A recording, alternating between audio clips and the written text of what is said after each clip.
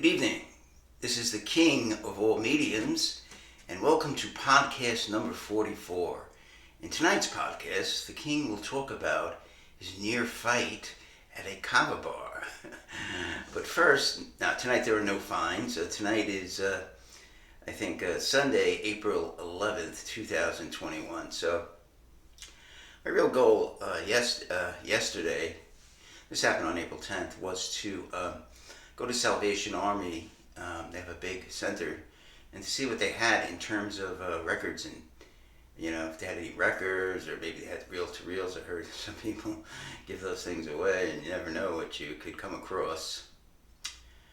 So I get on the train, and by the way, wow, is it hot in my podcast room?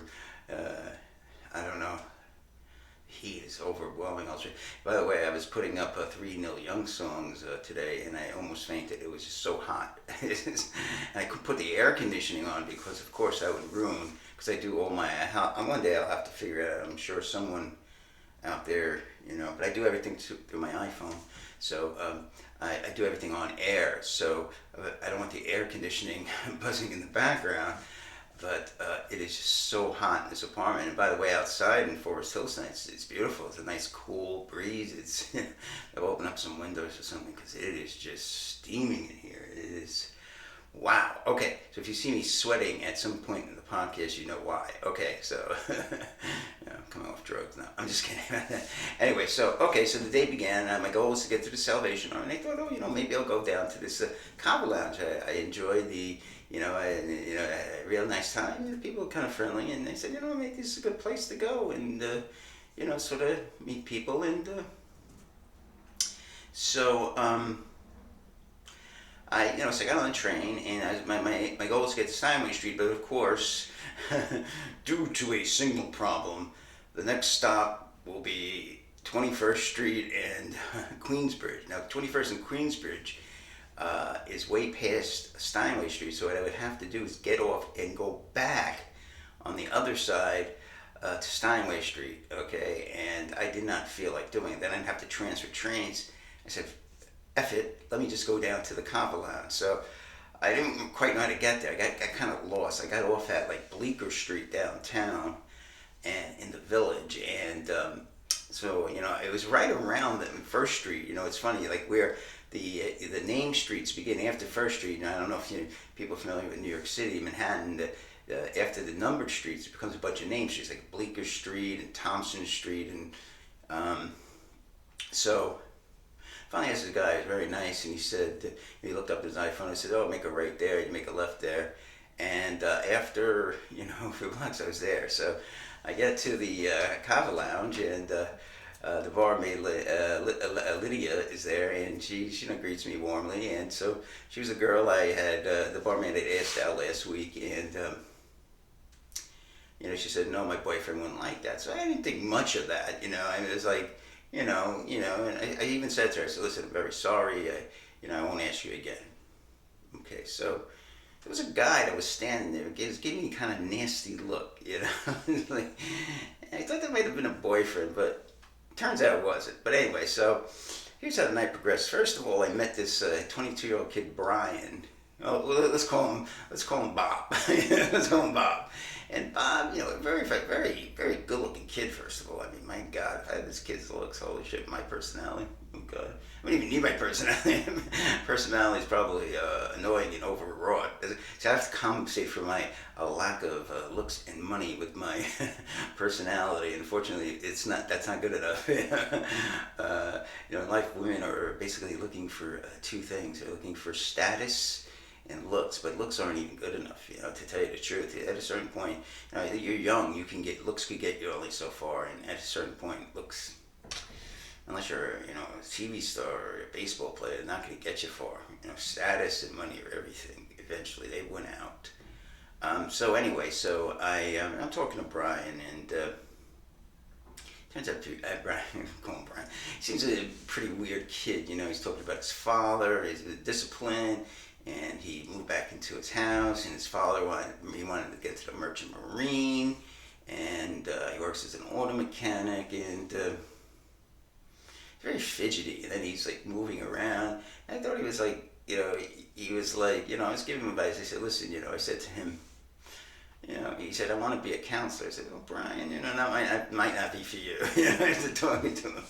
And the king sometimes tells people the truth. This is not a career for Brian, because Brian's kind of bipolar, and he's very open, and he has a very nice personality. And I said, Brian, you're a salesman. That's what you are.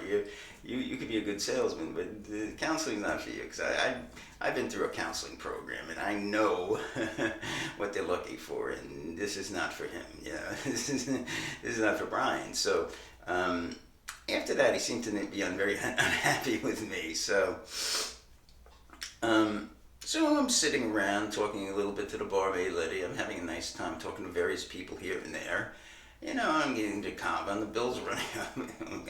I got to figure out how to limit the bill. So then what happens is this guy comes in, and the first thing, the physical resemblance, like if you ever watch the movie Full Metal Jacket, Joker in Private Joker in the boot camp scene, he has a face just like that. When he's when Sergeant Hartman's yelling at Private Joker, he's just the physical resemblance. So I think you're in the East Village, basically. So you're basically thinking, those people are like woke and liberal and Democrat, So I'm thinking, okay, this guy's gonna be, he turned out to be I won't name, his name is Charles. Let's call him Charles. So Charles turned out to be, he had only one thing in his mind. So first of all, he's a lawyer, but he went to law school in Australia, and he came back here to New York, and so he, see, I'm the kind of guy that no one wants to talk to me. So I'll get the guy that no one wants to talk to me, because no one wants to talk to me, right? So I took that role for like an hour and a half with this guy. Now, this guy had one singular purpose, okay? And his one singular purpose was very simple. And it was, I don't want to wear a mask. And he kept on going on the law, and I couldn't figure out how to change the subject. I said, oh, you're getting laid? He kept on getting back to the mask, and it was like, he was a bad-looking guy. He was like 47, he was pretty fit, I mean, and it just kept getting mad. Like an hour and a half this went on. I can see there was this girl next to him, and she was like looking negatively, and I was like, well, I see a little anger here, and trying, maybe, I kind of, because she's like, I won't wear the mask, and I said, well, listen, I wear the mask. It's not a big deal. I mean, it's, I don't want to be harassed. I live my life. I don't want to be harassed. That's the key. See, I got enough problems. I got enough issues, things to worry about that could go wrong in life. So it's one less thing. I don't want to be harassed. I don't want someone beat me up. I don't want to get into a fight with somebody. The king of all mediums has mediums to tweet you people. Now, he does not want to get into a fight. So I went, basically, when he let me talk, okay? So this went on for an hour. So we went outside, and by the way, Brian, so I was outside with Charles, and he was going on for an hour, and the guy is just totally nuts. I mean, I don't know. Of course, I always talk to the person that no one else will talk to. That's what I should call that my name. I will talk to you if no one else will talk to you. Okay. Oh, by the way, I forgot this crazy homeless guy on the train yelling. Okay, so you got that one of those guys. The crazy homeless guy on the train yelling thing. Okay. Yeah, we had one of those.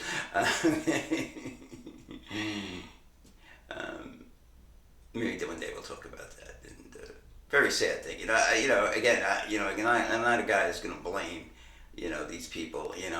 One day I'll do a podcast on the crazy homeless people in the train. And so again, I'm actually very sympathetic to them. I think they should both be all put away. I don't believe, not dangerous. I think they're all potentially dangerous. But I'll talk about what I think about them. But anyway, so after about an hour and a half, he said, "Oh, I'm going to walk. There's another Kava bar of the same company."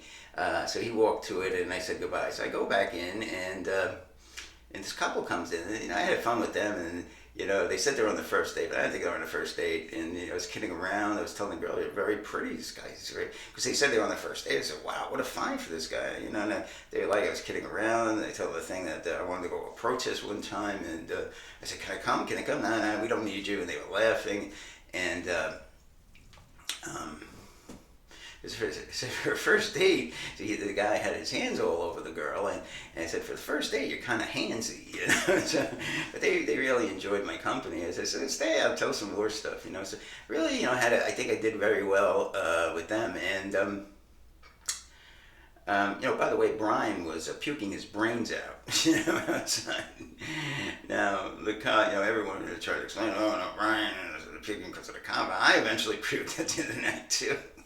Maybe it was the Kava. I had too much Kava. That stuff is nasty.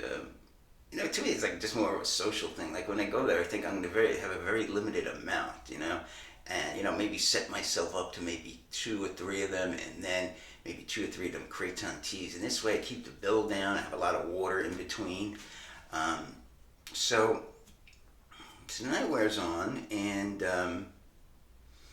the guy that was giving me the dirt, it's this tall guy comes in, and I have a nice conversation with him, and he leaves, and then I see this another tall guy, and he kind of, he's this like Matthew McConaughey type, he's tall, like a rugged look. He's not muscular or anything, but good, really good looking guy though, So I was wondering he's playing on his phone, he's sitting at a table.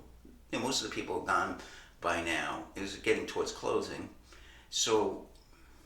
I finally met the guy who was giving me a dirty look. I asked him a couple of things about himself. He said it was Gabe. So I said, what do you do, Gabe? So he said, I'm a student. Oh, I said, where do you go to school? I said, there's a Baruch College. I said, what do you major in? Now, Baruch College, if you don't know, if you're from out of New York, is a business school. You don't go to Baruch College unless you're going to take business. So guess what he takes? Philosophy. So I said, of course, that, me. Gotta make a comment. So I say, I said, philosophy? What are you doing? Baruch College taking philosophy?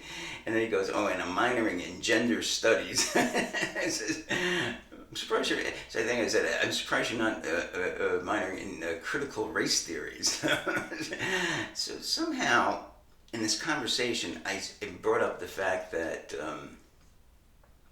I'm old school, I remember I was telling one time I was in the ambulance, and the guy said to me, I was wearing a guinea shirt, whatever you call those, and an A shirt, I don't know.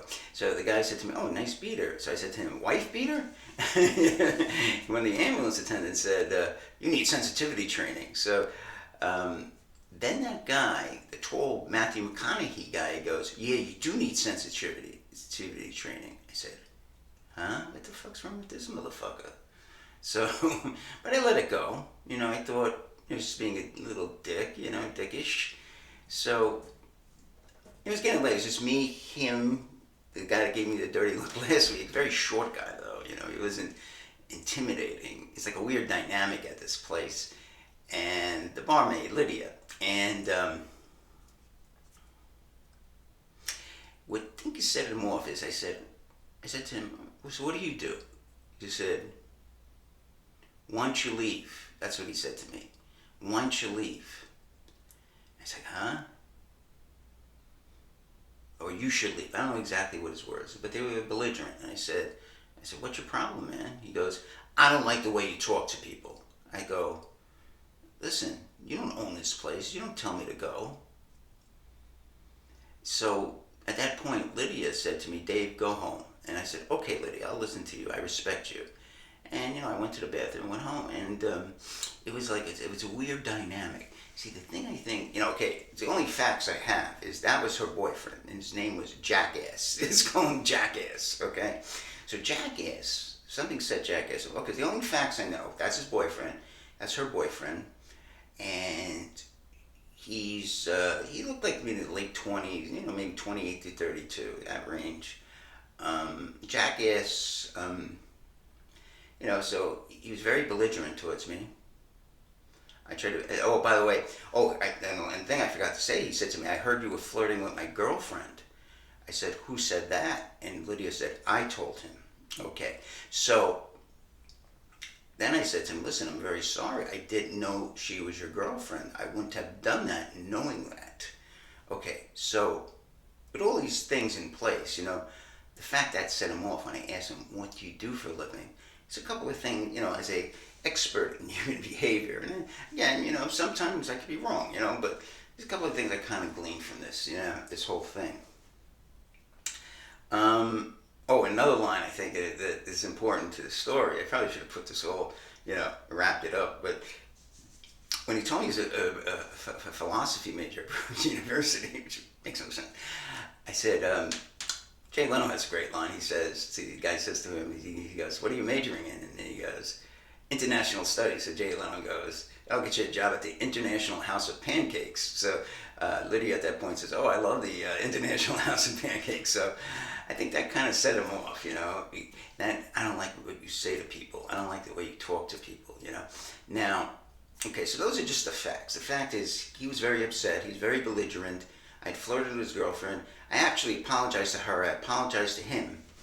And what do I think's really going on here? Okay, again, now this is subjective, right? So I don't know if this is true. I could be totally wrong. I mean, for all I know, he could be a brain surgeon at Langone.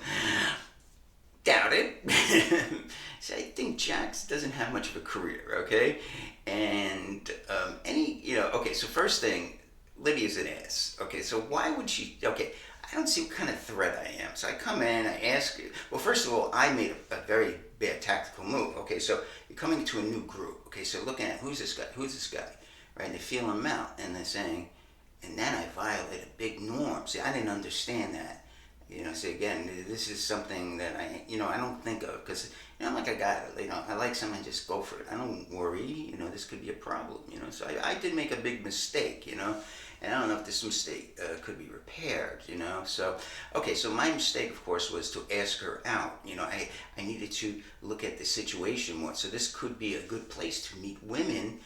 This guy's around, he's a nice guy, blah, blah, blah. He's part of the family now. So I'm integrating the part of the family. Now I'm a problem, because I almost got into a fight with the barmaid's boyfriend. It's like, it's not good, So, so here's what I see, okay? Now, okay, and again, this is conjecture, okay? Again, I see things in a way that most people don't. Again, maybe some of you see, some of you don't. Again, this is my view on it, but it might not be the correct view. Okay, so I don't. First of all, Jack has much of a career. Okay, that's why he got so upset when I asked him, "What do you do for a living?" Okay, so he didn't want to answer that because he doesn't do much. Well, whatever he does, it doesn't amount to the hill of beans, right? Okay, now that's the first thing. The second thing is Jack, because he is a very good looking. Now I give him this. This guy is a good looking guy. He's tall. He's like a Matthew McConaughey type. Like that type of look. Good looking guy. And when they go out or whatever, boyfriend and girlfriend, Lydia is she's very cute. She's very good personality, but looks wise, she don't match up with this guy. This guy's too good looking for her. And so what's happening is she's seeing these guys hitting on him left and right and left and right. He's trying to I'm sure he's trying not to indulge in it, but he can't. The girls are coming up to him, they're eyeing him, So how can I get Jack back? Well, I'll tell him that some guy asked me out at the bar, and guess who that guy was? Me. Then this other flunky, this guy Gabriel, I don't know what the fuck he's done. He's there for like 4 hours, and he was kind of like, he's waiting in line, right? So I'm a threat to him too. So after Jack is balanced out of Lydia's life, he sees me as a threat now because I'm in, and I'm going to grab Lydia when he thought he'd be next on Jack. Now he got a new problem. He got me. He got a new problem. He got me. So Lydia, to get back at Jack, said, "Oh, this guy, he came to me last week, and he said, I'd like to go out with you. I'd like to take you out, and I'd like to talk about, we were talking about, I had this thing again, that depression. Maybe it's not such a bad thing to have these bad moods and feel these terrible feelings, because they might have some good things, possibly, But that's another story. So, so that's how I see it, basically, that he doesn't have much of a career, and because I don't feel like I'm a big threat, you know. But again, my mistake, you know, after looking at the situation was walked in there, you know, first week. It is a big mistake, you know. I don't know what I was thinking. You know, again, sometimes I think, you know, you do things you don't think it through well. You know, you think, oh, I'll just ask about what I got to lose, but you know, you did because you come in, you see the situation, you analyze the situation, and you say, okay, you know, is this a good situation? I can still come back, you know, and make friends, and there's other good things about, you know, being. So I'm trying to get myself into this, you know, a family of people, but you know, now I might erect it. Now, is there any redemption? You know, possibly I could. I think I'm missing next week. You know, a little cool down. I think you know, that would be good. You know, cool down period. So you know, they think I'm out of. You know, he thinks that he's.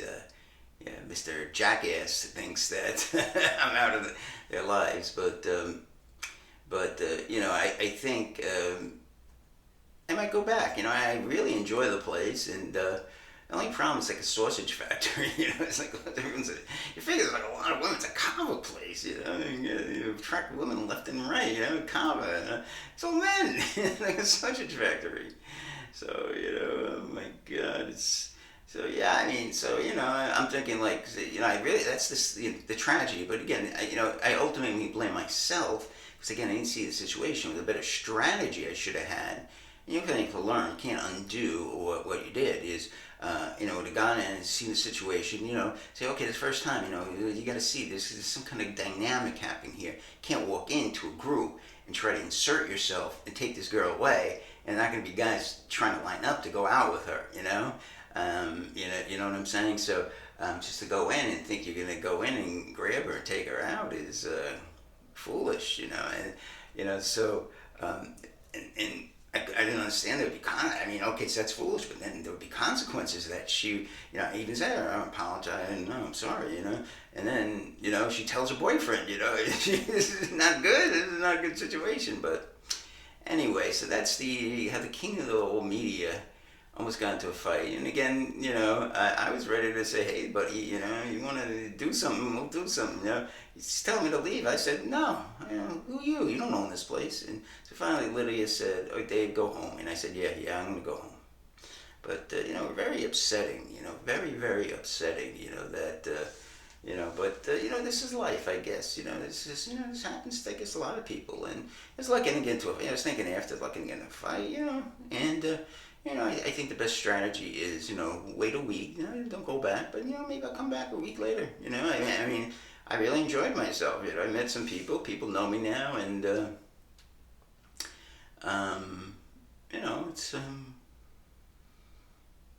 you know, I had a very nice time. So the unfortunate thing, I didn't understand, you know, group dynamics. You know, it's like I haven't been in this type of thing in a long time. Like, you know, and probably like borderline, what is it, Asperger's syndrome. You know, I don't understand. You go in, you gotta say, oh, you know, this guy, you know, she's got a boyfriend. Boyfriend could be right behind you for all you know. You know, you get your ass kicked. You know, gotta be very careful. I usually am pretty good. You know, I see a pretty girl and like. Let me survey the situation because if you try to immediately hit on a pretty girl, you get into a lot of trouble. Like I've seen situations like I was like ready to talk to this girl, you know, let's say it was like at a Target or something, and I was ready to talk to her. I said, man, let me, you know, sit back a little. And sure enough, like the boyfriend came in, he's like a big guy too. So you know, staying out of, you know, situations away for a couple of minutes is a good thing. You know, walking around and coming back, you know, as things get good. But you know, it's always kind of scary because you can get yourself into a problem. You know, and you know, there's a lot of aggressive guys. You know.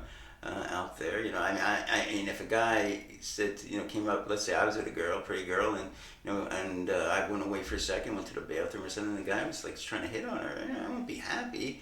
I'd say, excuse me, how are you today? Like I'd be more, you know, genteel, you know, I'd be, you know, more diplomatic. I don't want to get into fights. The last thing you want to do, you know. I mean, I don't get my ass kicked, and you know, I don't want to get into legal problems or whatever. These things could entail, you know, whatever, you know, So people understand that that's the last thing you want to do is get into a fight. So you try to arrange things that you don't get into these issues. So that's my strategy. I think I'm going to take a week off of this place. I mean, but I really do enjoy it. That's the sad thing. All right, so this is podcast number 4, The King. This is April 11th, 2021. No finds today. We'll try to return tomorrow with some finds. And thank you, and have a great night. And remember, it's always a beautiful day. Take care.